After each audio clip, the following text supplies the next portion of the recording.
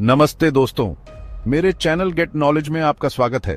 आज हम बात करेंगे लेवियाथन के बारे में, तो चलिए शुरू करते हैं। समुद्र की गहराई में आपका स्वागत है, जहां प्राचीन कहानियां और आधुनिक रहस्य साथ साथ रहते हैं। आज हम सबसे रहस्यमयी समुद्री जीवों में से एक लेवियाथन के बारे में जानेंगे। लेवियाथन, जिसे अक्सर एक विशाल समुद्री राक्षस के रूप में दिखाया जाता है, प्राचीन ग्रंथों और लोक कथाओं में पाया जाता है। इस जीव का सबसे पहला जिक्र हिब्रू बाइबल में मिलता है, जहां इसे भगवान द्वारा बनाए गए एक भयानक सर्प के रूप में वर्णित किया गया है।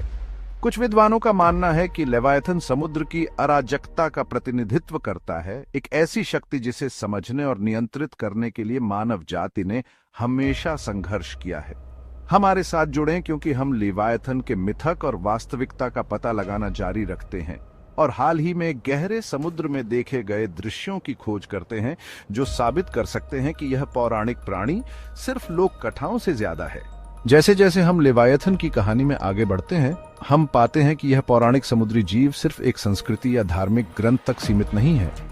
लेवियाथन के बारे में इतिहास में विभिन्न पौराणिक कथाओं और साहित्य में मिलता है। हर एक कहानी में कुछ नया जुड़ता जाता है। प्राचीन यूगरेटिक ग्रंथों में लोटन नाम का एक ऐसा ही जीव दिखाई देता है, जो कई सिर वाला समुद्री सांप है, जिसे भगवान ब्याल ने हराया था। इससे पता चलता है कि एक विशाल समुद्री जीव की अवधारणा प्राचीन नियर ईस्ट में व्यापक थी, जो व्यवस्था और अराजकता के बीच अनंत संघर्ष का प्रतीक है। पश्चिम की ओर बढ़ते हुए लेवियाथन ईसाई मध्ययुगीन साहित्य में भी अपनी जगह पाता है।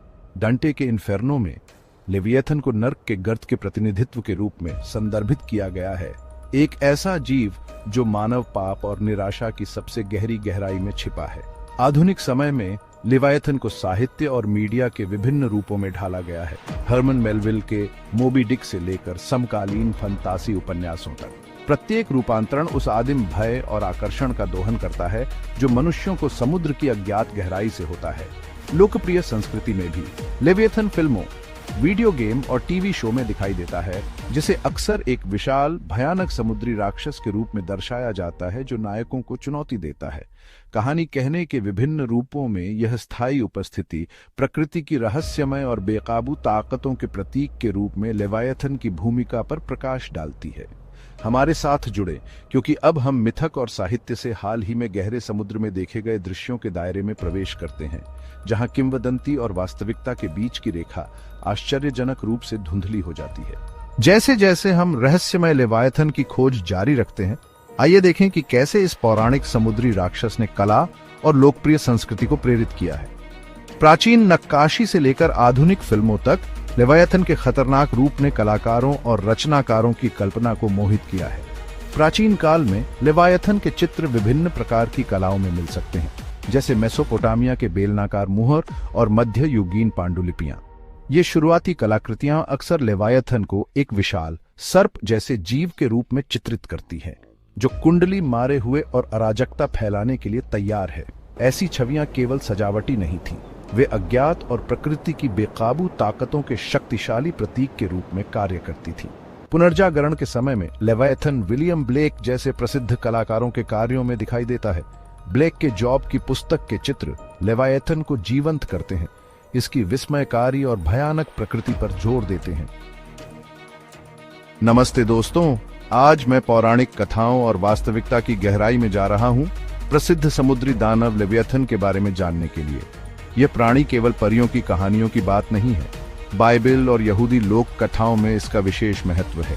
लेवियाथन को अक्सर अराजकता और विनाश के प्रतीक के रूप में देखा जाता है।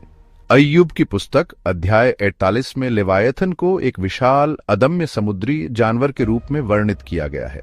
भगवान अपनी अपार शक्ति दिखाने के लिए लेवियाथन का उपयोग करते हैं, लेकिन लेवियाथन किस चीज का प्रतीक है? एक तो ये भगवान के सभी सृजन पर नियंत्रण का प्रतिनिधित्व करता है, दूसरी ओर कुछ लोग इसे अराजकता और बुराई के प्रतीक के रूप में देखते हैं। अब लेवियाथन की व्याख्याएं अलग अलग हैं। कुछ का मानना है कि यह पूरी तरह से पौराणिक है, दूसरों का सुझाव है कि यह एक वास्तविक जानवर हो सकता है। लेवियाथन बाइबल के अन्य भागों में भी दिखाई देता है। दिलचस्प बात यह है कि इस नाम का इस्तेमाल वास्तविक जीवन की विशाल भेल के लिए भी किया गया है। हाल ही में समुद्र तटों के पास ऑरफिश और एंगलर फिश जैसे गहरे समुद्र के जीवों को देखा गया है। हालांकि वैज्ञानिक इसके ज्यादा तार्किक स्पष्टीकरण देते हैं।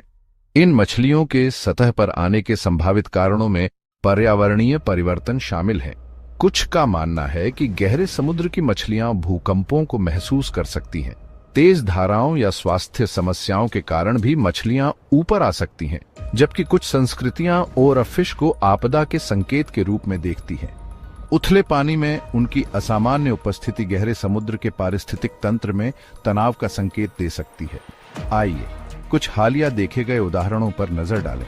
अगस्त 2024 में एक 12 फुट ऑरफिश ला झोला कैलिफोर्निया में समुद्र तट पर बहकर आ गई। सितंबर 2024 में एक और हंटिंगटन बीच कैलिफोर्निया में दिखाई दी।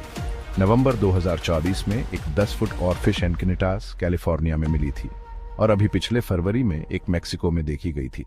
तो निष्कर्ष क्या है? लेविएथन एक शक्तिशाली बाइबल का प्रतीक बना हुआ है।